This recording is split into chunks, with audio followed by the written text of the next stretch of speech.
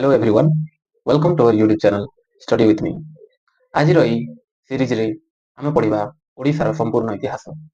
ଠିକ ଅଛି, ତ ବର୍ତ୍ତମାନ ଆମେ ଓଡ଼ିଶାର ଇତିହାସକୁ ତିନି ଭାଗରେ ବିଭକ୍ତ କରିବା। ଗୋଟିଏ ଏନସିଏଣ୍ଟ ହିଷ୍ଟ୍ରି, ଆଉ ଗୋଟିଏ ମେଡିଏଭାଲ ହିଷ୍ଟ୍ରି, ଆଉ ଗୋଟିଏ ମଡର୍ନ ହିଷ୍ଟ୍ରି। ଠିକ ଅଛି, ତ ଆମେ ପ୍ରଥମେ ମୂଳରୁ ଷ୍ଟାର୍ଟ କରିବା ଓଡ଼ିଶାର ଇତିହାସକୁ।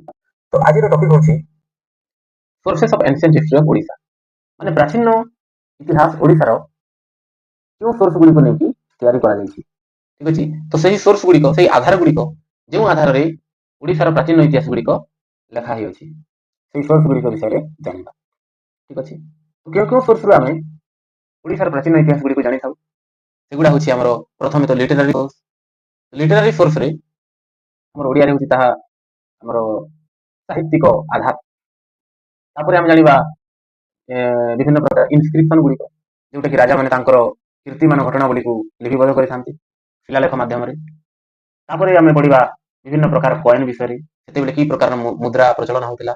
ତ ଏଇ ସବୁ ଜିନିଷ ଗୁଡ଼ିକ ଆମର ଆର୍କିଓଲୋଜି ଯେଉଁମାନେ ଅଛନ୍ତି ଆର୍କିଓଲୋଜିଷ୍ଟ ମାନେ ଏଟାକୁ ଫାଇଣ୍ଡ କରିଥାନ୍ତି, ଆଉ ଏହାର କାର୍ବନ ଡେଟିଂ କରିକି କେତେ ସମୟ ମଧ୍ୟରେ ଏଇଟା ଚାଲିଥିଲା ସେ ସମୟର ଘଟଣା ହିସାବରେ ଇତିହାସକୁ ଲେଖାଯାଏ। ଠିକ ଅଛି,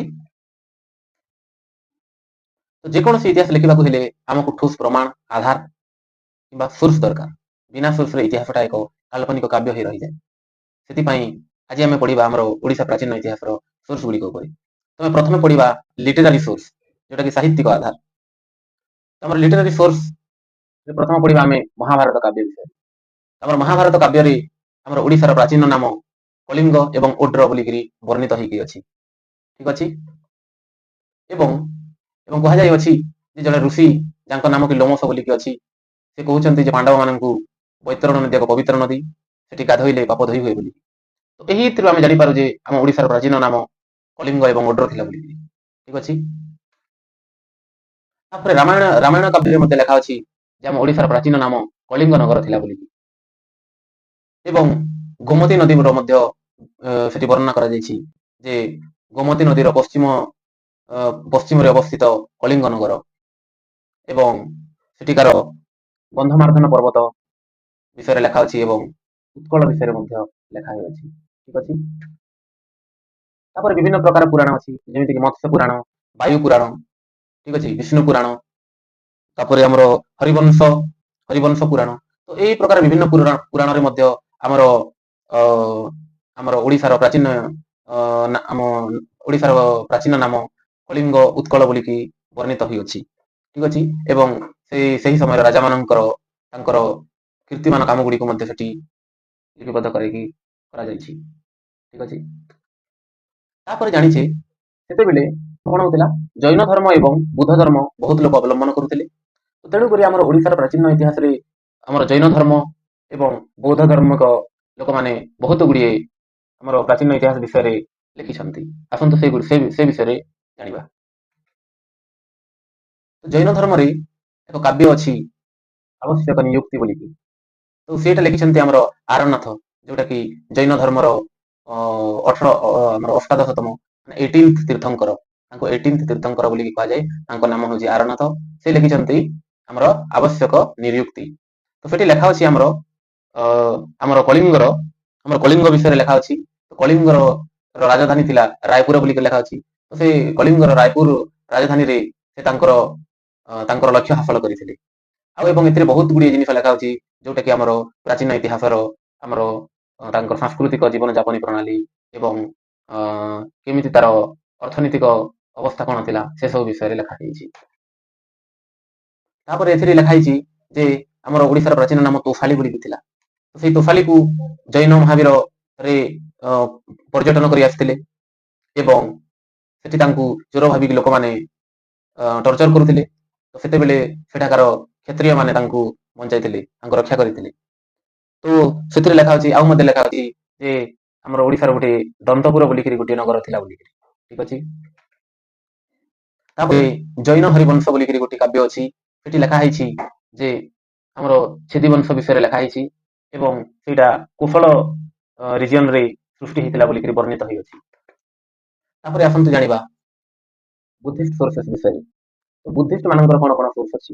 ଠିକ ଅଛି, ତ ଆମର ବୁଦ୍ଧିଷ୍ଟ କାବ୍ୟରେ ଲେଖା ଅଛି ଆମର ଓଡ଼ିଶାକୁ କଣ ଆମର କଳିଙ୍ଗ ଆଉ ଉତ୍କଳ ନାମରେ ନାମିତ କରାଯାଇଛି। ଠିକ ଅଛି। ତ ଆମର ମହାଗୋବିନ୍ଦ ସୁତ ବୋଲିକିରି ଗୋଟେ କାବ୍ୟ ଅଛି।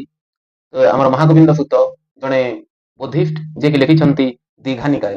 ତ ଦୀଘାନିକାୟରେ ବର୍ଣ୍ଣିତ ଅଛି ଯେ କଳିଙ୍ଗ ରାଷ୍ଟ୍ରର ଏକ ରାଜଧାନୀ ଥିଲା ଯାହାର ନାମ ହେଉଛି ଦାନ୍ତପୁର। ଠିକ ଅଛି। ତ ଦାନ୍ତପୁର ବୋଲିକିରି ଗୋଟେ ନଗରୀ ଥିଲା ଯୋଉଟା କି ଆମର କଳିଙ୍ଗର ରାଜଧାନୀ ବୋଲିକିରି ବୁଦ୍ଧିଷ୍ଟ ଗ୍ରନ୍ଥରେ ଲିପିବଦ୍ଧ ଅଛି। ଠିକ ଅଛି। ତାପରେ ବିଭିନ୍ନ ପ୍ରକାର ବୌଦ୍ଧ ଜାତକ ମାନଙ୍କରେ ମଧ୍ୟ ଲେଖା ଅଛି ଯେମିତିକି କୁରୁ ଧର୍ମ, କଳିଙ୍ଗ ବୁଦ୍ଧି, ସରଭଙ୍ଗ। ଏସବୁ ଆମର ପ୍ରାଚୀନ ଓଡ଼ିଶାର ଇତିହାସ ବିଷୟରେ ବହୁତ ଗୁଡିଏ ଆମର ସଂସ୍କୃତି ଓ ଅର୍ଥନୈତିକ ଅବସ୍ଥା କିମ୍ବା ଆମର ରାଜନୈତିକ ବ୍ୟବସ୍ଥା କେମିତି ଥିଲା ସେ ବିଷୟରେ ଲେଖାଯାଇଛି। ଏବଂ ଗଣ୍ଡବ୍ୟୁହ ବୋଲିକି ଆମର ଗୋଟିଏ ବୁଦ୍ଧିଷ୍ଟ ଲେଖ ଅଛି ଯୋଉଠିକି ଓଡ଼ିଶାକୁ ତୁଫଳ ବୋଲିକି ଲେଖାଯାଇଛି। ଆଉ ଆମର କେତେ ମସିହାରେ ଆମର 3rd ସେଞ୍ଚୁରୀ BC ଖ୍ରୀଷ୍ଟପୂର୍ବ 3ୟ ଶତାବ୍ଦୀରେ ଆମର ଲେଖା ହେଇଛି ଯେ ତୋଫଳ ଏକ ପ୍ରୋସ୍ପେରସ୍ କିଙ୍ଗଡମ ମାନେ ଏକ ଧନୀ ରାଜ୍ୟ ଥିଲା ବୋଲିକିରି ଲିପିବଦ୍ଧ ଅଛି। ତାପରେ ଦେଖିବା ଆମର ଦୀପବଂଶ ଆଉ ମହାବଂଶ। ଦୀପବଂଶ ଆଉ ମହାବଂଶରେ ମଧ୍ୟ ଲେଖା ଅଛି ଯେ ଆମର କଳିଙ୍ଗର ରାଜାମାନେ ସିଲନ ସହିତ ବନ୍ଧୁତା ସ୍ଥାପନ କରିଥିଲେ। ସିଲନ କହିଲେ ବର୍ତ୍ତମାନର ଶ୍ରୀଲଙ୍କାକୁ ବୁଝାଇ। ଠିକ ଅଛି। ତ ଆମର ସିଲନ ସହିତ ଆମର କଳିଙ୍ଗ ରାଜାମାନଙ୍କର ସେତେବେଳେ ବନ୍ଧୁତା ସ୍ଥାପନ ଥିଲା ଆଉ ଗମନାଗମନ ତାଙ୍କ ରାଜ୍ୟରୁ ଏ ରାଜ୍ୟକୁ ସେମିତି ଚାଲିଥିଲା। ତ ଏଇ ବିଷୟରେ ଆମର ବୌଦ୍ଧ ଜାତକ ଗୁଡିକରେ ଲେଖା ଅଛି। ଠିକ ଅଛି। ଲେଖିଥିଲେ ଅର୍ଥଶାସ୍ତ୍ର। ତ କୌଟିଲ୍ୟଙ୍କ ଅର୍ଥଶାସ୍ତ୍ରରେ ଆମର ଓଡ଼ିଶାର ପଲିଟିକାଲ ଅର୍ଗାନାଇଜେସନ ବିଷୟରେ ଲେଖା ଅଛି। ରାଜନୈତିକ ଆମର ବ୍ୟବସ୍ଥା କିପରି ଥିଲା ସେଗୁଡିକ ବିଷୟରେ ବର୍ଣ୍ଣିତ କରାଯାଇଛି। ଆଉ ସେଠି ଆମର କଳିଙ୍ଗ ବୋଲିକି ଓଡ଼ିଶାକୁ ଲେଖାଯାଇଛି। ତ ବିଭିନ୍ନ ପ୍ରକାର କାବ୍ୟରେ ଆମେ ଦେଖିବା ଯେ ଓଡ଼ିଶାର ନାମ କଳିଙ୍ଗ ବୋଲିକି ବହୁତ ଜାଗାରେ ଲିପିବଦ୍ଧ ଅଛି। ତାପରେ ଯେମିତିକି ଆମର କାବ୍ୟ ଗୁଡିକ ଅଛି ବୃହତ ସଂହିତା ବରାହମିହିର ଲେଖିଥିଲେ, ଅଷ୍ଟାଧ୍ୟାୟୀ ପାଣିନି ଲେଖିଥିଲେ ଏବଂ କାମସୂତ୍ର ବତ୍ସାୟନ ଲେଖିଥିଲେ। ତ ଏହି କାବ୍ୟ ଗୁଡିକରେ ମଧ୍ୟ ଆମର କଳିଙ୍ଗର ସୋସିଓ ରିଲିଜିୟସ ଏବଂ ଇକୋନୋମିକ କଣ୍ଡିସନ କିପରି ଥିଲା ସେଇ ବିଷୟରେ ଲେଖାଯାଇଅଛି। ତାପରେ ଭରତ ମୁନିଙ୍କର ନାଟ୍ୟଶାସ୍ତ୍ରରେ ମଧ୍ୟ ଲେଖା ଅଛି ଆମର ଓଡ଼ିଶାକୁ କୋଶଳ, ତୋଷଳ ଏବଂ କଳିଙ୍ଗ ବୋଲିକିରି କୁହାଯାଇଅଛି। ଠିକ ଅଛି। ତାପରେ ଦେଖିବା ଗଙ୍ଗବଂଶ ସମୟର ଆମର ସାହିତ୍ୟିକ ଆଧାର ଗୁଡିକ ବିଷୟରେ। ଗଙ୍ଗବଂଶ କାଳର ସାହିତ୍ୟିକ ମାନେ ଯାହା ଲେଖିଥିଲେ ତାହା ସବୁ ସଂସ୍କୃତରେ ଲେଖାଥିବା ଦେଖିବାକୁ ମିଳେ। ଠିକ ଅଛି। ସେତେବେଳେ ପ୍ରଚୁର ପରିମାଣରେ ସଂସ୍କୃତ ଭାଷାର ବ୍ୟବହାର ହେଉଥିଲା। ଗଙ୍ଗବଂଶ ସମୟରେ ଆମର ଯାହା ବି ଯେତେ ସବୁ କାବ୍ୟ ଅଛି ସବୁ ସଂସ୍କୃତରେ ଲେଖିଥିବା ଦେଖିବାକୁ ମିଳେ। ସେଠାରେ ବର୍ଣ୍ଣିତ ହେଇକି ଅଛି ଯେ ମୁରାରୀ ବୋଲିକରି ଜଣେ ଲେଖିଥିଲେ ଯେ ଅନର୍ଘର ଗଭ ନାଟକମ୍ ଲେଖିଥିଲେ ଯୋଉଟା କି ପୁରୀରେ ସେଇଟା ଆମର କଣ ହୁଏ ଯେତେବେଳେ ରଥଯାତ୍ରା ହୁଏ ସେତେବେଳେ ପୁରୀରେ ସେଇ ନାଟକଟା ପ୍ରସ୍ତୁତ କରାଯାଉଥିଲା। ଠିକ ଅଛି। ତାପରେ ଆମର ହର୍ଷଚରିତରେ କଣ ଲେଖା ଅଛି ନା ଆମ ଓଡ଼ିଶାରେ କାଉଡି ପ୍ରଚଳିତ ହଉଥିଲା।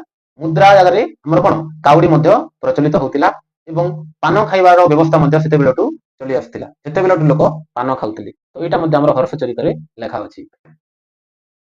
ତାପରେ ଲେଖା ଅଛି ଯେ ଜଗନ୍ନାଥଙ୍କ ବିଷୟରେ ମଧ୍ୟ ଲେଖା ଅଛି ହର୍ଷଚରିତରେ କେମିତି ମନ୍ଦିରରୁ ଜଗନ୍ନାଥଙ୍କୁ ଆଣିକି ତାଙ୍କ ମଞ୍ଚରେ ରଖିକିରି ବିଭିନ୍ନ ପ୍ରକାର ନାଟକ ଗୁଡିକ ପ୍ରସ୍ତୁତ କରାଯାଉଥିଲା ସେ ବିଷୟରେ ମଧ୍ୟ ଲେଖା ଅଛି। ତାପରେ ଆମର ବିଦ୍ୟାଧର ଲେଖିଛନ୍ତି ଏକବୋଲି ଏକ କାବ୍ୟ ବିଦ୍ୟାଧର ଲେଖିଛନ୍ତି ଯୋଉଟା କି ଆମର 13th ସେଞ୍ଚୁରୀ ଏଡିରେ ଖ୍ରୀଷ୍ଟାବ୍ଦରେ ଯୋଉଟା କି ଆମର ତିଆରି ହେଇଛି ଏକାବଳି। ତ ସେଥିରେ ଲେଖାଯାଇଛି ଯେ ଆମର ଗଙ୍ଗବଂଶର ରାଜା ନରସିଂହ ଦେବଙ୍କ ସହିତ ଆମର ଦିଲ୍ଲୀ ସୁଲତାନ ଏବଂ ଆମର ବେଙ୍ଗଲର ସୁଲତାନଙ୍କ ମଧ୍ୟରେ କିପରି ସମ୍ପର୍କଟା ଥିଲା ସେ ବିଷୟରେ ମଧ୍ୟ ଲେଖାଯାଇଅଛି। ତାପରେ ଦେଖିବା ଆମର ଲେଖିଛନ୍ତି କଣ ବିଶ୍ୱନାଥ କବିରାଜ ଲେଖିଛନ୍ତି ଚନ୍ଦ୍ରକଳା ନାଟକ। ତ ଚନ୍ଦ୍ରକଳା ନାଟକରେ କଣ ଲେଖା ହେଇଛି ନା ଗଜପତି ନିଶାଙ୍କ ଭାନୁଦେବ ଯାହାକୁ ଭାନୁ ଚତୁର୍ଥ ବୋଲିକି କୁହାଯାଏ। ତ ତାଙ୍କର ଭାନୁ ଚତୁର୍ଥଙ୍କର ତାଙ୍କର ମିଲିଟାରୀ ଭିକ୍ଟୋରିଜ କହିଲେ ତାଙ୍କର ଯେତେ ଗୁଡିଏ ସବୁ ଯୁଦ୍ଧ ଲଢୁଥିଲେ ତ ସେଥିରେ କୋଉଠି ବିଜୟ ହେଲେ ତ ତାଙ୍କର ଯୋଉ ଐଶ୍ୱର୍ଯ୍ୟ ଗୁଡାକ ସେଠି ଲେଖିଛନ୍ତି କୋଉଠି ନା ଚନ୍ଦ୍ରକଳା ନାଟକରେ। ତ ସେଇଟା ଆମର କଣ 1407 ରୁ ଆମର 1437 ଖ୍ରୀଷ୍ଟାବ୍ଦ ମଧ୍ୟରେ ଲେଖିଛନ୍ତି। ଠିକ ଅଛି। ତାପରେ ସେ ସମୟରେ ଏକ ମହାନ ବ୍ୟକ୍ତି ଯିଏକି ଗୀତ ଗୋବିନ୍ଦର ରଚୟିତା ଜୟଦେବ ସେତେବେଳେ ଲେଖିଛନ୍ତି ସେ ଜୟଦେବଙ୍କ ଗୀତ ଗୋବିନ୍ଦରୁ ମଧ୍ୟ ଆମେ ଓଡ଼ିଶାର ପ୍ରାଚୀନ କାଳର ଇତିହାସ ବିଷୟରେ ଆମେ ଜାଣିଥାଉ। ଠିକ ଅଛି।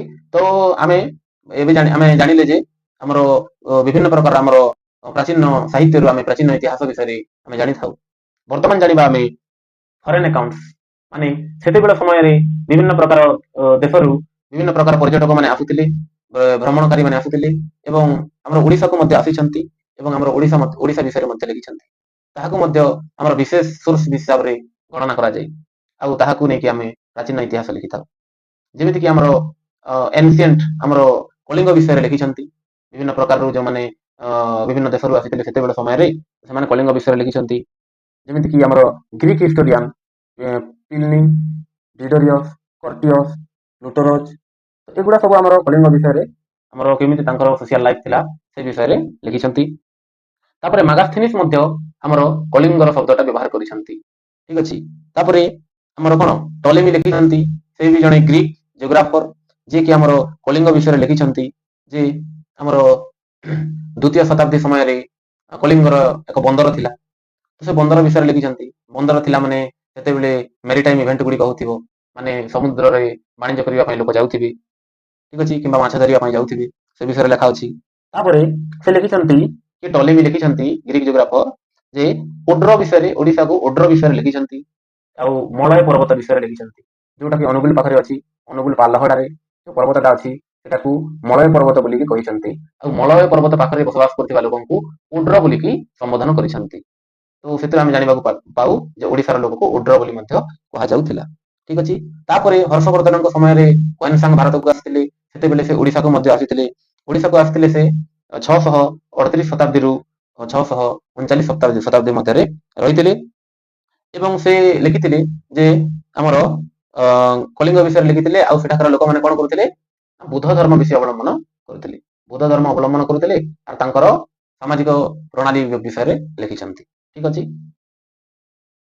ଏହି ଭିଡିଓରେ ଆମର ସାହିତ୍ୟିକ ଆଧାର ଉପରେ ଆମର ଓଡ଼ିଶାର ପ୍ରାଚୀନ ଇତିହାସ, ଆମ ଓଡ଼ିଶାର ପୂର୍ବତନ ପ୍ରାଚୀନ ନାମ ଉତ୍କଳ, ଉଡ୍ର, କଳିଙ୍ଗ, ତୋଷଳ ଏପରି ଅନେକ ନାମ ଦିଆଯାଇଛି। ତ ଏ ବିଷୟରେ ଜାଣିଲେ ଆର ଭିଡିଓରେ ଆମେ ପଢିବା, ନେକ୍ସଟ ଭିଡିଓରେ ଆମେ ପଢିବା ଆମର ଶିଳାଲେଖ ବିଷୟରେ ପଢିବା। ତାପରେ ବିଭିନ୍ନ ପ୍ରକାର ରାଜାମାନେ ଯୋଉ ଇନସ୍କ୍ରିପସନ କରିଥିଲେ, ଯୋଉଟାକି ଶିଳାଲେଖ ତିଆରି କରିଥିଲେ ଏବଂ ବିଭିନ୍ନ ରାଜାମାନଙ୍କର କେଉଁ କେଉଁ ମୁଦ୍ରା, କେତେ ପ୍ରକାର ମୁଦ୍ରା ପ୍ରଚଳନ ହଉଥିଲା ଓଡ଼ିଶାରେ, ସେଇଟା କୋଉ କୋଉ ପାଖରେ ଦେଖିବାକୁ ମିଳେ, ଏହି ସବୁ ଜିନିଷ ଗୁଡ଼ିକ ଆମେ ଆର ଭିଡିଓରେ ଦେଖିବା। ଠିକ ଅଛି, ଧନ୍ୟବାଦ।